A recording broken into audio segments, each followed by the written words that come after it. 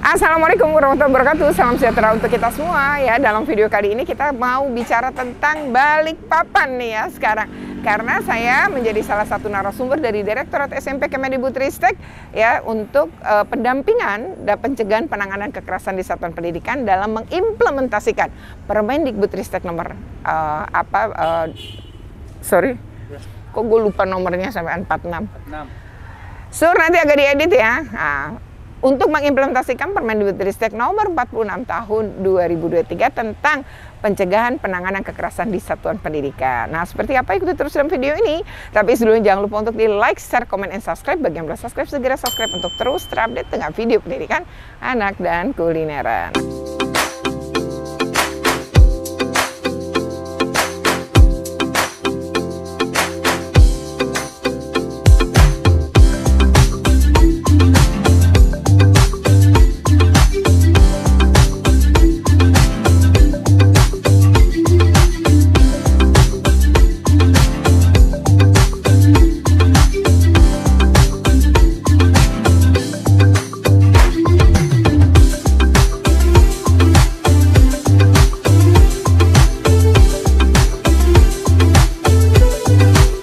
Nah, biasanya memang Direktorat SMP Kemendikbudristek ini mereka memang udah punya program. Ada 8 daerah ya yang menjadi sampel dalam mereka mengimplementasikan Permendikbudristek nomor 46 tahun 2023 tentang PPKSP. Nah, ini adalah Kota Balikpapan yang menjadi salah satu inceran. Nah, di Kota Balikpapan ini sama, yang diundang adalah kepala sekolah, kemudian juga tim PPK-nya sekolah gitu ya, perwakilan ya. Lalu mereka akan mendapatkan ilmu tentang pendampingan ya, bagaimana jika mereka menangani kasus, apa yang harus dilakukan, langkahnya kayak apa, dan bagaimana kemudian juga melakukan pencegahan. Hadirin yang kami hormati, mengawali kegiatan kita pada hari ini, marilah bersama-sama kita menyanyikan lagu kebangsaan Indonesia Raya. Tempat kegiatan pendampingan ini. Sekali lagi kami sampaikan terima kasih yang setinggi-tingginya dan mungkin tanpa panjang lebar demikian bisa kami laporan kami, kurang lebihnya mohon maaf. Bila ada berbeda, Assalamualaikum warahmatullahi wabarakatuh. Yang menjadi salah satu tujuan untuk pelaksanaan untuk kegiatan hari ini, yaitu kegiatan pendampingan pencegahan kekerasan di Kota Balikpapan yang punya program dari Kementerian. Dan kami sangat senang karena tadi disampaikan bahwa ternyata dari kami ada sekolah yang ini ada 25, dan swastanya jumlahnya total cuma ada 71. Tadi disampaikan hanya sementara di kegiatan itu 45 sekolah pendidikan, dan alhamdulillah dengan peserta yang cukup banyak ini, mudah-mudahan bisa apa yang akan menjadi sasaran, akan menjadi sampaian itu bisa disampaikan sehingga Bapak Ibu kepala sekolah juga peserta yang lain nanti bisa mengimbaskan kepada ya. Videonya itu biasa begini Bapak Ibu ya, terus pandangannya kosong keluar, tidak perhatian sama sekali. Kalau dikasih ulangan nilainya 0 terus, 0, jawabannya 0. Dia sering ngalamin kan. Ini Miss Thompson itu baru dia menjadi guru wali kelas 4. Ketika masuk di kelas 4 itu dia melihat perilaku si Teddy itu.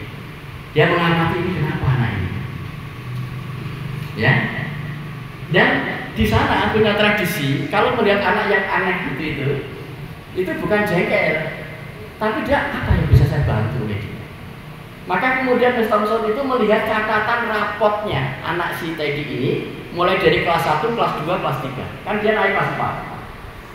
Dibuka di kelas 1, Miss Thompson terkejut. Dia melihat nilainya si Teddy itu 98. Terus catatan gurunya, Teddy anak yang luar biasa. Dia disukai teman-temannya. Hari-harinya dipenuhi dengan keceriaan. Teddy suka membantu teman-teman. Ini kelas 1. Ya aman. Miss Thompson senang sekali. Begitu masuk kelas 2 dibuka lagi rapotnya. Nilainya 98. Dan ada catatan gurunya. Teddy prestasinya sangat luar biasa. Semua pelajaran dapat diselesaikan dengan baik. Teddy selalu menunjukkan keceriaan di hari-harinya, dan Teddy disukai teman-temannya. Begitu masuk kelas 3, ini Miss Thompson terkejut. Nilai rapotnya Teddy itu 6, 7, bahkan ada yang 5. Lalu catatan gurunya, Teddy punya masalah, ibunya sakit tak tersembuhkan. Teddy sudah berusaha, hasilnya sia-sia. Dia sering melamun di kelas, kadang-kadang tertidur di sekolah. Bajunya kumuh, dia suka menyendiri. Akhirnya Miss Thompson mulai menyadari, berarti ada masalah. Ternyata si Teddy itu orang tuanya sakit keras, ibunya, dan bapaknya mengabaikannya, meninggalkannya. Sehingga pada waktu itu ketika hari Natal, 25 Desember, hari Natal, ada tradisi di sana masing-masing murid memberi kado istimewa untuk gurunya. Ini bagus juga kalau mau dibuat, ya. Semua anak itu membuat kado, Pak. Hebat-hebat kadonya, dibungkus kertas emas, diikat dengan pita warna-warni. Kecuali si Teddy. Teddy ngasih kado dari bekas pembungkus barang, lalu dilapisi dengan kertas koran, dan kemudian diikat dengan tali rafia. Sehingga ketika kado itu diserahkan, semua murid-muridnya pada membuli. Miss Thompson tidak memperhatikan saya. Mungkin Miss Thompson seperti guru-guru yang lain akan memarahi saya hanya karena saya nggak menguasai materi pelajaran, hanya saya nggak memperhatikan gurunya mengajar. Mungkin kalau itu yang terjadi, saya nggak bisa seperti sekarang. Itu kata Teddy. Tapi Miss Thompson dengan pelukan lembut dia mengatakan, enggak Teddy, kamu salah nak sebenarnya. Justru karena ketemu kamu nak, saya bisa jadi guru yang baik. Jadi saya dulunya itu nggak seperti ini nak, tapi karena ketemu kamu sekarang saya jadi guru yang baik. Ini masing-masing orang bisa memperbaik. Teddy bisa menjadi lebih baik bagi gurunya, gurunya memperbaik Teddy menjadi lebih baik. Kalau semua orang berkontribusi untuk kebaikan-kebaikan seperti itu, kedamaian ini akan makin besar, akan makin luas, dan kita berharap semua adalah orang-orang yang bahagia dan membahagiakan. Mudah-mudahan pertemuan kita diikuti dengan hidayah, sehingga mudah sekali bagi kita untuk menerima hal-hal yang baik dan tetap bisa menjalankan kebaikan di dalam kehidupan kita sehari-hari. Bukan hanya baik bagi kita, tapi juga bisa memberikan kebaikan bagi orang-orang yang ada di sekitar kita. Terima kasih, mohon maaf atas segala kekurangan. Saya akhiri, wassalamualaikum warahmatullahi wabarakatuh. Selamat pagi dan salam sejahtera. Mengalokasikan anggaran dan seterusnya, kemudian juga membentuk satgas. Nah, semoga satgas yang ada di Kota Balikpapan ini juga sudah terbentuk dan sudah bekerja secara efektif ya dalam melakukan pembinaan untuk pencegahan kekerasan ini. Lanjut Mas. Nah, untuk itu diperlukan juga transformasi di satuan pendidikan. Lanjut. Ada 5 indikator terjadinya transformasi di lingkungan satuan pendidikan. Antara lain, satuan pendidikan berpihak pada tumbuh kembang murid ya. Bagaimana tadi mungkin salah satu caranya ya sudah disampaikan oleh Bapak Kepala BPMP Provinsi Kaltim ya. Itu betul-betul tidak hanya bagaimana metode membuat anak belajar yang aman, nyaman, menyenangkan, tidak hanya dari sisi materi, ya, dari sisi pedagogik, tapi juga dia melakukan secara yang betul-betul humanis ya. Nah, mudah-mudahan sih di Kota Balikpapan ini juga ada dukungan juga dari pihak Pemda atau pemerintah Kota Balikpapan. Harapannya seperti itu Pak. Karena kalau terkait ya, oh ya. Nah, tapi ya kami terima kasih banyak Pak. Ini kami tampung ya. Kami nanti juga sampaikan ya, untuk kebijakan bos selanjutnya ya. Nah, termasuk juga tadi terkait P3K dan sebagainya itu ya, karena kami juga banyak menerima keluhan yang terutama sekolah swasta. Begitu keterima P3K dia nggak bisa balik ke sekolahnya tapi harus pindah ke sekolah negeri misalnya seperti itu ya. Nah ini nanti terima kasih banyak Pak masukannya.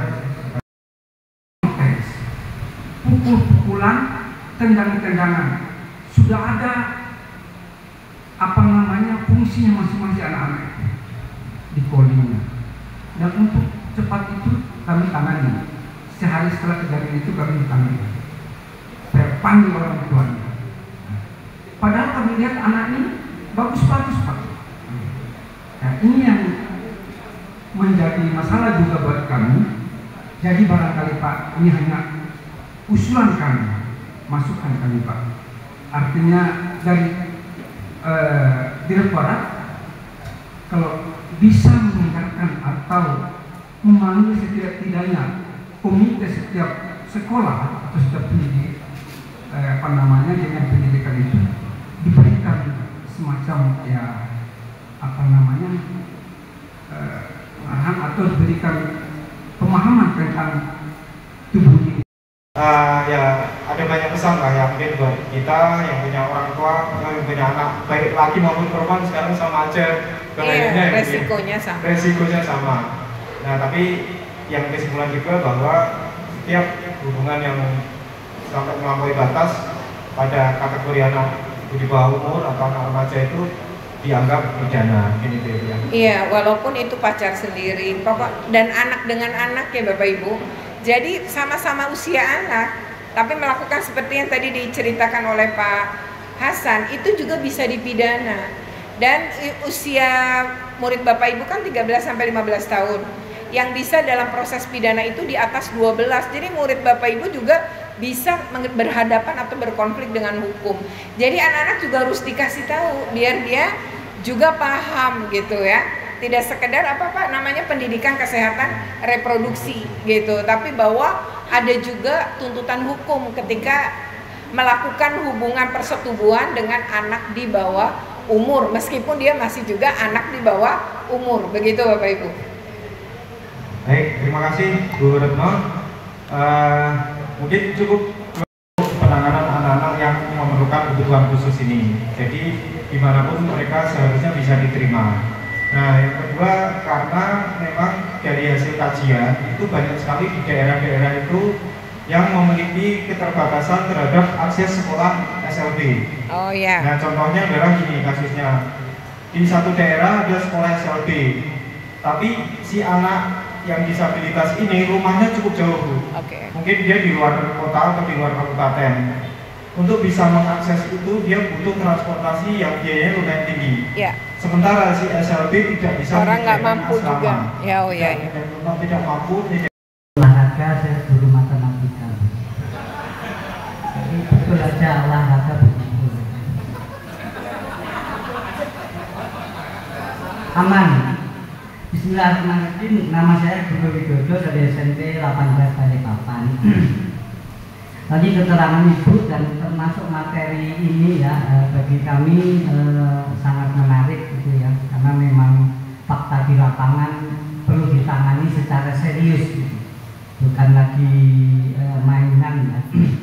Jadi pertanyaan saya yang pertama itu kalau anak-anak di sekolah itu salah itu sebenarnya kita secara rasional juga ngomong yang salah itu orang dewasa. Nah orang dewasa ini kan bisa guru, bisa orang tua, termasuk masyarakat. Maka kalau PPPK ini ada sangat bagus. Anak itu sebenarnya tidak salah sama sekali.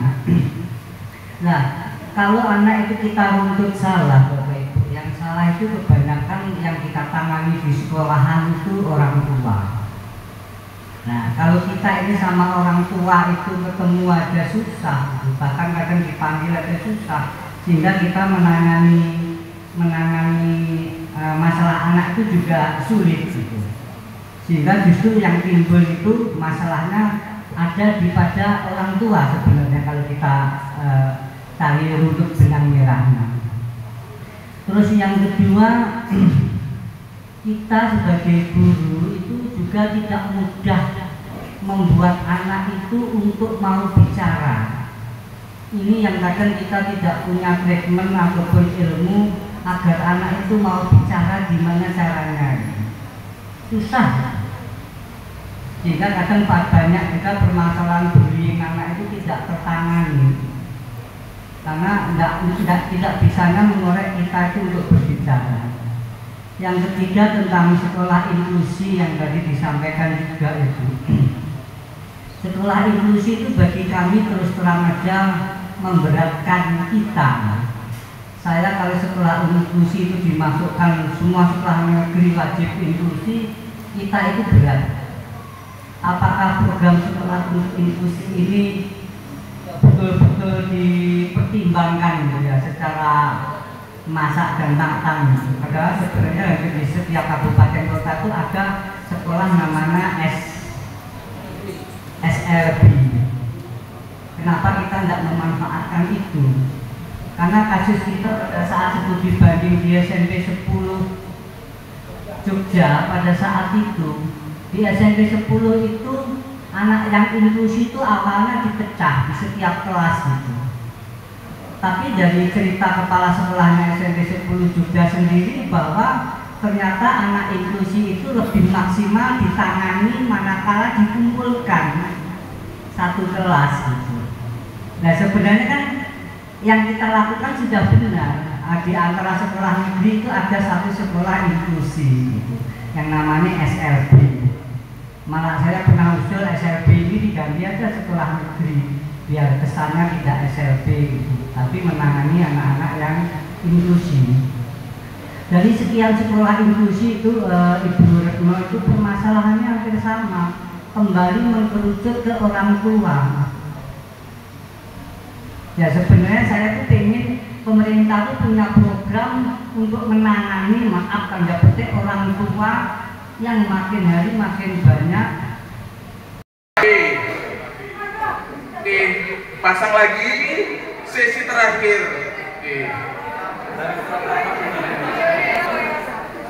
Oke, begitu masuk ke ruang sidang tidak. Ini hanya sekedar intermezzo ya.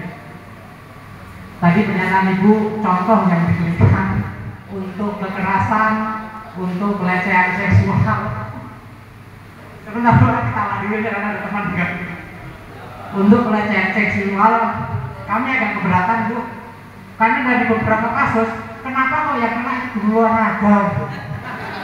Kami mengakui karena kami kontak langsung memang dengan guru olahraga, tapi beberapa pernyataan dari beberapa kali yang diikuti, setiap kekerasan, setiap seksual, kebanyakan yang dicontohkan kok guru olahraga. Apakah tidak ada guru yang lain? Mohon maaf sekali lagi naga kelas.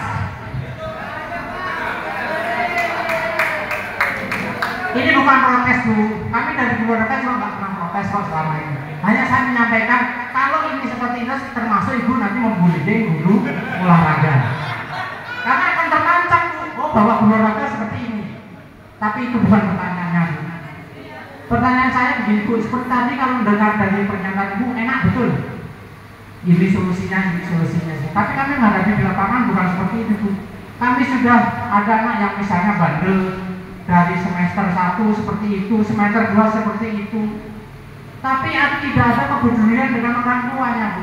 Orang tua kita panggil, ternyata orang tuanya nggak datang. Kita datangin ke rumah, nggak ada di rumah. Kita kasih surat keterangan, nggak ada. Dan setiap tahun kasusnya juga seperti itu, tidak menyelesaikan tugas maupun bolosnya juga iya. Kadang-kadang maaf merokok sudah kita kasih sanksi, sudah kita kasih apapun juga masih seperti itu Bu. Nah yang saya khawatirkan nanti seperti kasus Ibu katakan bahwa mengancam termasuk bullying. Sedangkan aturan-aturan yang ada di sekolah kebanyakan memberi sanksi yang sedikit mengancam. Nanti kalau awas kamu nggak naik kelas. Walaupun itu tidak tertulis, tapi masih banyak teman-teman yang menyatakan seperti itu.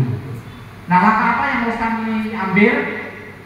Kalau anak tersebut orang tuanya sudah tidak peduli, kami paling akhir menganggap bahwa itu ada anak ABK yang mempunyai kebutuhan khusus. Mungkin itu aja dari pertanyaan kami. Terima kasih. Assalamualaikum warahmatullahi wabarakatuh. Kasihkan telunjuk Anda di telapak kanan kiri. Oke. Balik Pak, gini Pak. Gini, gitu. Oke. Baik. Sudah? Oke. Beretno mau main? Enggak. Yang nggak suka bakso siapa? Suka semua? Suka ya, sesuai dengan bodinya Mas ini sama kayak saya. Bakso ada yang nggak suka? Oke, nanti kita beli bakso kalau baik. Suka semua ya bakso ya? Oke. Kata-kata kuncinya bakso. Nanti saya cerita ya. Kalau begitu cerita kata-kata bakso, berusaha menangkap dan berusaha tidak tertangkap. Oke? Di belakangnya. Jadi yakin Bapak Ibu sekalian potensi itu pasti ada. Ya. Saya mau nanya sama ibu-ibu, kalau dibilang ibu cantik deh sama bapaknya, itu perundungan atau memuji? Memuji. Ya situasi. Saya penasaran dengan ibunya. Ibu guru apa? Saya tahu kan karena saya orang Medan. Kenapa sesuai dengan situasi?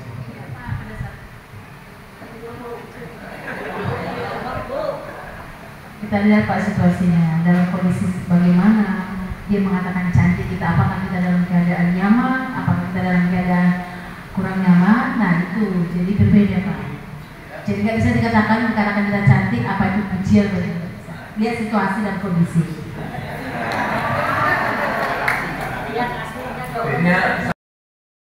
Bu Retno, Pak Rudi ya, dan juga nanti silakan Bapak Ibu bisa mendapatkan materinya ya, mudah-mudahan sudah di-share oleh rekan kami. Insya Allah ke depan kita akan bisa terus berkomunikasi dengan Bapak Ibu. Apabila memang ada pertanyaan silakan bisa disampaikan kepada kami melalui grup yang sudah dibentuk oleh Bapak Ibu bersama oleh kita ya, yang dibentuk oleh Bapak Ibu sekalian. Sebelumnya kami juga tentu mengucapkan terima kasih banyak yang sebesar-besarnya atas kehadiran dan kontribusi dari Bapak Ibu sekalian yang telah mengikuti acara ini dari awal sampai dengan akhir ini ya, dan begitu antusias. Kemudian juga terima kasih banyak kepada para narasumber kami, Bu Retno dari KPAI dan juga Pak Rudi dari PUSDK, dan juga kepada Bapak Kepala Sekolah SMP 1 Kota Balikpapan atas kesediaan waktu, tempat ya, dan kesempatannya memberikan kesempatan kepada kami untuk melaksanakan kegiatan pendampingan pencegahan kekerasan di Kota Balikpapan ini. Dan kemudian juga tentu kepada semua pihak ya, dari dinas ya, barangkali yang masih ada di sini, terima kasih banyak atas dukungan ya, juga peran serta aktif yang telah mensukseskan penyelenggaraan kegiatan pencegahan kekerasan ini.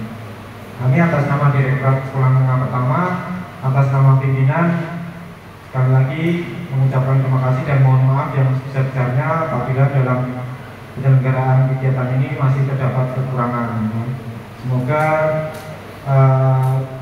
di Kota Balikpapan ini tidak terjadi ya, tindak kekerasan dalam bentuk apapun ya, dalam bentuk apapun juga ya, amin. Baik yang terjadi di dalam maupun di luar lingkungan satuan pendidikan, dan bisa menimpa siapapun ya, ini harus dibalik, semoga tidak terjadi. Barangkali mungkin itu ya, tanpa panjang lebar kita sama-sama mengucapkan ucapan syukur, alhamdulillah ya, alhamdulillahirobbilalamin. Acara ini telah kita laksanakan dengan lancar. Dengan demikian mohon izin kepada Bapak Ibu sekalian dan mohon ridho dan rahmat Allah Subhanahu wa taala, acara pendampingan pencegahan kekerasan di lingkungan satuan pendidikan ini secara resmi kita tutup. demikian ya video ini, semoga bermanfaat. Jika bermanfaat jangan lupa untuk di like, share, comment, and subscribe. Bagi yang belum subscribe, segera subscribe untuk terus terupdate dengan video pendidikan anak dan kulineran. Oke, saya akan lanjut ke bandara untuk menuju Jakarta. Terima kasih. Wassalamualaikum.